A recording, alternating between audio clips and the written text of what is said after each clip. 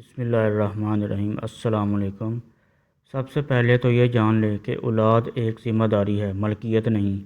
اللہ تبارک و تعالیٰ نے ہمیں اولاد اس لیے دی کہ ہم اس کی اچھی تربیت کریں اور اس معاشرے کا فعال رکن بنائیں، اور اولاد ملکیت نہیں ہے کہ ہم اس کے مالک بن کے اس کی زندگی کا کنٹرول اپنے ہاتھ میں رکھیں، کٹھ پتلیاں بنا کے ساری عمر اس کی ڈوریاں ہلاتے رہیں، اس کو اپنے اشاروں پہ نچاتے رہیں، ایموشنل بلیک میل یعنی ان کا جذباتی استحصال کرتے رہیں۔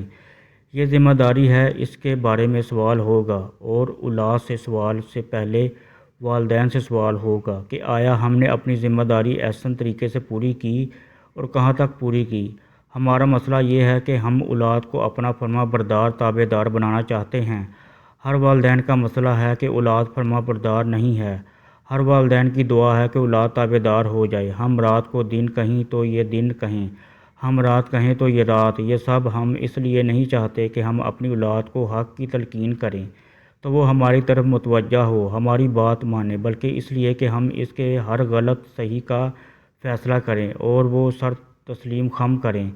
ہم جو چاہیں یہ بن کے دکھائیں، ڈاکٹر یا انجینئر۔ ہم جہاں کہیں یا وہاں شادی کریں، خالہ، پھوپھی، ماموں، چاچا کے گھر یا ہمارے بزنس پارٹنر یا دوست کے بچے سے۔ اور یہی پہ بس نہیں ہے، بلکہ یہاں تک کہ ہماری اپنی ہی پسند کی ہوئی بہو سے جب ہم کہیں یہ جان چھڑا لیں اور اسے دفع کر کے ایک بار پھر ہماری ہی پسند کی ہوئی لڑکی سے ہماری شرائط پر دوبارہ شادی کر لیں۔ افسوس کہ نسل در نسل یہی پریکٹس جاری ہے۔ افسوس کہ والدین تربیت پہ نہیں ملکیت پہ فوکس کیے ہوئے ہیں۔